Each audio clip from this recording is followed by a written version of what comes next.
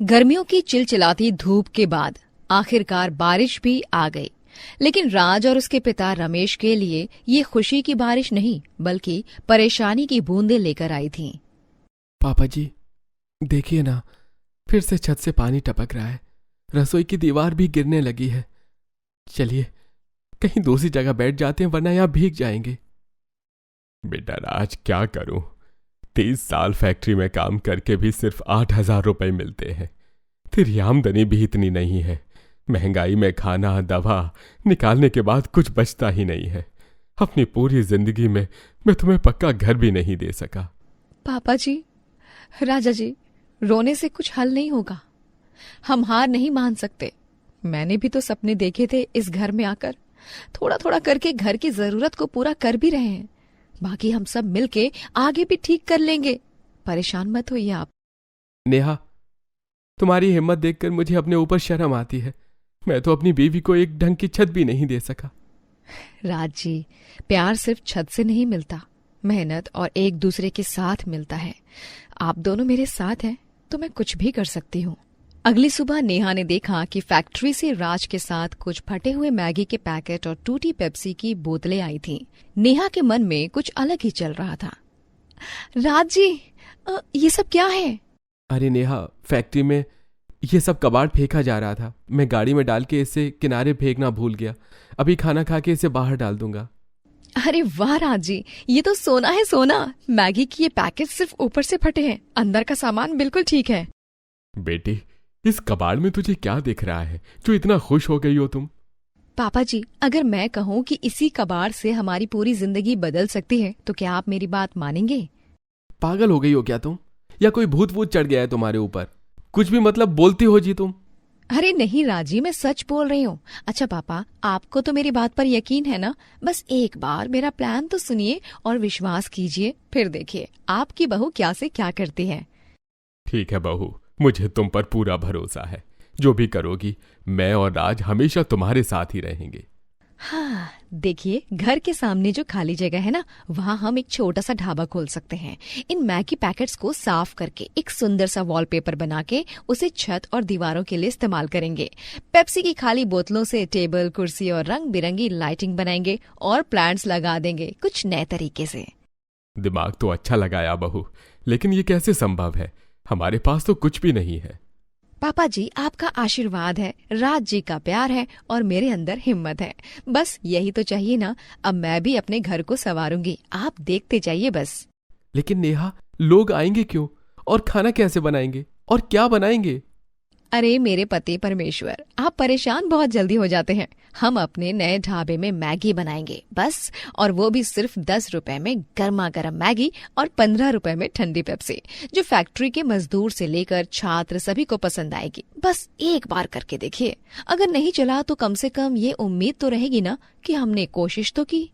प्रिया बेटी, इतने सालों में मैंने कभी ऐसी हिम्मत नहीं दिखाई। तू सच में हमारे घर की लक्ष्मी है। ठीक है नेहा, करते हैं कोशिश। अब हार मिले या जीत, मगर तेरे साथ हैं हम। अगले 5 दिनों तक तीनों ने दिन रात मेहनत की। दिन भर फैक्ट्री में काम करते, फिर रात भर ढाबा की साज सज्जा में लग जाते। सबके हाथों में छाले थे, आंखों में नींद की कमी, लेकिन दिल में सपनों का जुनून लिए उनका छोटा सा ढाबा बन के तैयार हो गया।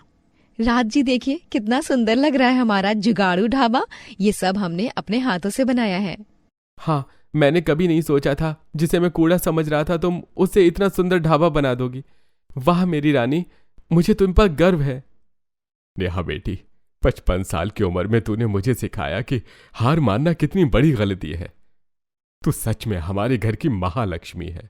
पापा जी, ये सिर्फ मेरी मेहनत नहीं है, ये हम तीनों के सपनों का घर है। अकेली तो मैं एक ईंट भी नहीं रख सकती थी। तभी दूर से पहले ग्राहक के आने की आवाज आई। अरे यार, ये क्या है? कितना यूनिक ढाबा है। सब कुछ मैगी पैकेट और पेप्सी बोतलों से बना है। बहुत सुंदर यार। अच्छा, कुछ खाने को है?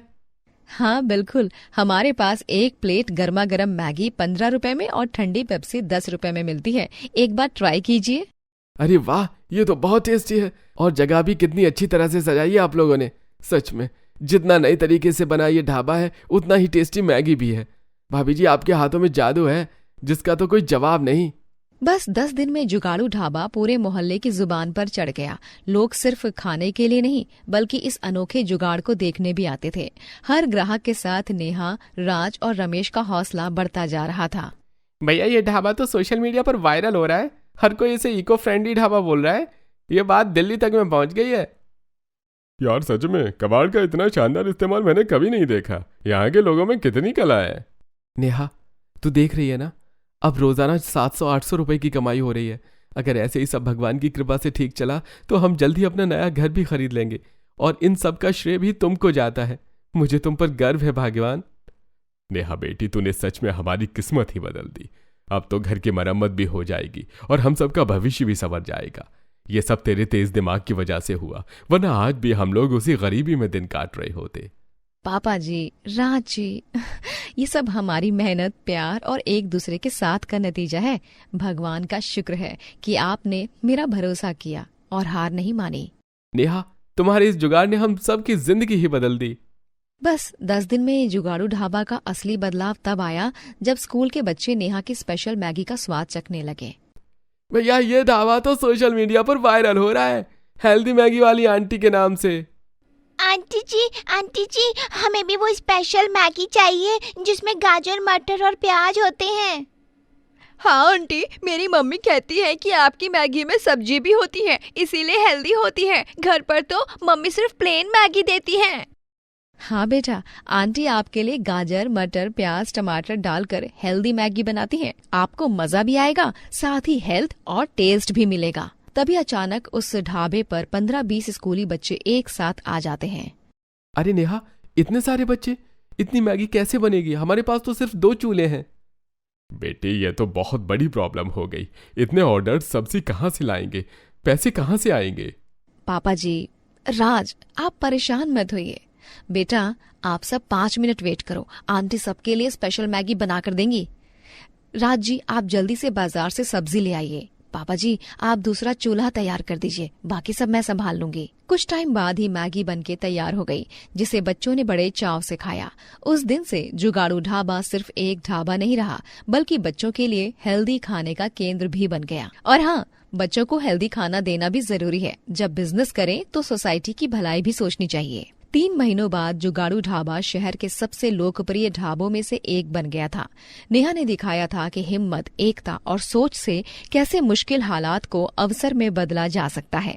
देखा जी, मैंने सही कहा था ना कि कबाड़ भी काम आ सकता है, बस नजरिया सही होना चाहिए। सच में, जो चीजें हम फेंक देते हैं वही हमारी किस्मत बदल सकती हैं। गरीबी कोई शर्म की बात नहीं है, शर्म की बात है कोशिश ना करना, हार मान लेना। बहू, तुमने मेरे जैसे बूढ़े आदमी को सिखाया कि उम्र से कुछ नहीं होता। अगर हिम्मत हो और परिवार का साथ हो तो कुछ भी संभव है। और इस तरह नेहा, राज और रमेश की ये कहानी हमें सिखाती है कि जुगाड़, हिम्मत और पारिवारिक एकता के सामने कोई भी मुसीबत छोटी है। कबाड़ भी काम आ सकता है, गरीबी भी ताकत बन सकती है। बस जरूरत है सही नजरिए और मेहनत की। एक गांव में 2 बुढ़िया रहती हैं, जिनके नाम नीला और वसुधा होते हैं। एक समय में वो दोनों पक्की दोस्त हुआ करती थी, लेकिन नीला वसुधा की तरक्की से जलने लगी और उसी ने बातचीत बंद कर दी। वसुधा पूरे गांव में अपनी मसाला मैगी के लिए फेमस होती है। वो अलग अलग प्रकार के मसालों को डालकर मैगी बनाकर बेचती है और वो ग्राहकों को बहुत पसंद आती है। ओहो, क्या बात है, क्या बात है। मैगी मसाला भी आपके मसालों के आगे फेल है वसुधा काकी। आपके मैगी में कुछ अलग सी ही बात है सच में। वाकई में आपके ठेले की मैगी इस गांव की नहीं, बल्कि मैं तो कहती हूँ दुनिया की नंबर 1 मैगी है। ऐसी मैगी बनाने वाला कोई पैदा ही नहीं हो सकता। रूही बेटी, इतनी तारीफें सुनकर तो मैं अपना होश ही खो बैठूंगी। मुझे यकीन नहीं होता कि लोगों को मेरी बनाई हुई मैगी इतनी ज्यादा पसंद आ जाती है। सच में मैं बहुत खुश हूँ कि लोग मेरे मैगी के इतने चहेते हैं। रूही वसुधा काकी के पास अक्सर मैगी खाने आया करती है। वो एक शहर में पढ़ने वाली लड़की होती है, लेकिन पिछले कुछ महीनों से वो अपनी छुट्टियां मनाने के लिए और गांव की लाइफ जीने के लिए अपनी नानी के यहाँ गांव आई होती है। इसीलिए वसुधा और रूही दोनों की खूब जमती है। ऐसा एक दिन नहीं जाता जब वसुधा के ठेले पर ग्राहकों की भीड़ न हो। हर रोज ढेरों ग्राहक वसुधा की मसाला मैगी खाने आया करते हैं। ये सब देखकर नीला को बहुत जलन होती है। नहीं, मैं इस वसुधा को अपने जीवन में इतनी आगे जाते हुए नहीं देख सकती। ये जो कुछ भी हो रहा है बिल्कुल गलत हो रहा है। मुझे भी इसकी तरह तरक्की करनी है। मैं भी अब मैगी बनाकर बेचूंगी। हाँ, मैं इससे भी सस्ते दाम में बेचूंगी ताकि ग्राहक मेरे पास ही मैगी खाने आए, और तब अपने आप वसुधा को अपना मैगी ठेला बंद करके ये गांव छोड़कर जाना होगा। नीला भी अब गांव में मैगी बेचने लगती है, लेकिन सस्ते दाम में मैगी बेचने के बाद भी उसकी मैगी की इतनी बिक्री नहीं होती है, जिससे उसे बहुत गुस्सा आता है। दाम सस्ता करने के बावजूद भी ये सारे बेवकूफ गांव वासी हैं कि बस वसुधा की ही मैगी खाने जा रहे हैं। नहीं, मैं हार नहीं मानूंगी। अब तू देख वसुधा, कैसे तेरे लिए मुश्किलें खड़ी करती हूँ मैं। एक दिन नीला वसुधा के घर में से चुपके से पैसे चुरा लेती है और पैसों को गायब देख वसुधा बहुत घबरा जाती है और चिंताग्रस्त हो जाती है। अब मैं क्या करूं? हे राम, मुझे थोड़ा बहुत सामान खरीदना है। मेरी 2 महीने की कमाई थी, वो चोरी हो गई। ये अच्छा नहीं हुआ। अब मैं क्या करूं? वसुधा अपने घर पर पड़े पुराने बर्तन बेचती है और उन पैसों से अपने जरूरी खर्चे पूरे करती है। वसुधा पर मुसीबत आने के बाद भी उसने उसका सामना किया। ये देखकर नीला को बहुत गुस्सा आता है, इसलिए वो फिर एक बार मौके पे चौका मारते हुए रात में वसुधा के घर पर चुपके से घुस जाती है और मैगी में डालने के लिए जो मसाले वसुधा बनाती है उनमें वो मिलावट करती है। अब मैं इन मसालों में मिलावट कर देती हूँ, और अब जब वसुधा इन मसालों का इस्तेमाल करके कल मैगी बनाएगी तभी सारे ग्राहक उससे बीमार हो जाएंगे और फिर वसुधा को इस गांव से ही निकाल दिया जाएगा। और फिर मैं आसानी से मैगी बेचकर पैसे कमा पाऊंगी। कौन है वहाँ? हाँ, कौन है? लगता है वसुधा उठ गई। हे भगवान, मुझे यहाँ से जाना होगा। कौन है? मुझे ऐसा क्यों लगा कि अभी अभी मेरी रसोई की खिड़की से कोई भागा है। शायद मैं कुछ ज्यादा ही सोच रही हूँ। इतने अंधेरे में कोई कहाँ आएगा। वसुधा फिर से सो जाती है।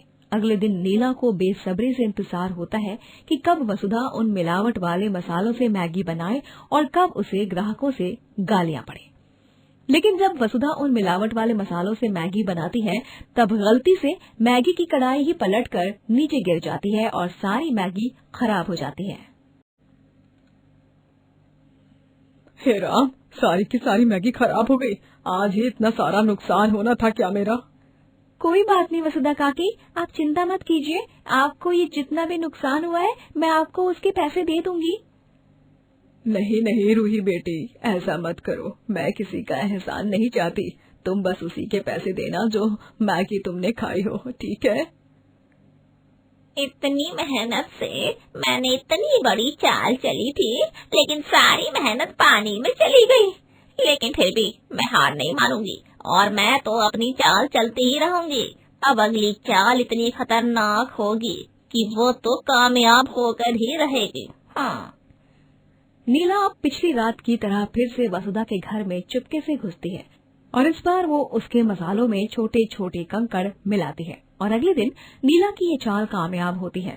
वसुधा ग्राहकों को कंकड़ से भरे मसालों से बनी हुई मैगी ही खाने के लिए देती है, जिसके बाद सभी तबीयत खराब हो जाती है और गांव के फूड इंस्पेक्टर आकर बेचारी बेकसूर वसुधा को गिरफ्तार करने आते हैं। चलिए वसुधा जी, आपके खिलाफ एक नहीं बल्कि कई सारे लोगों ने कंप्लेंट दर्ज की है।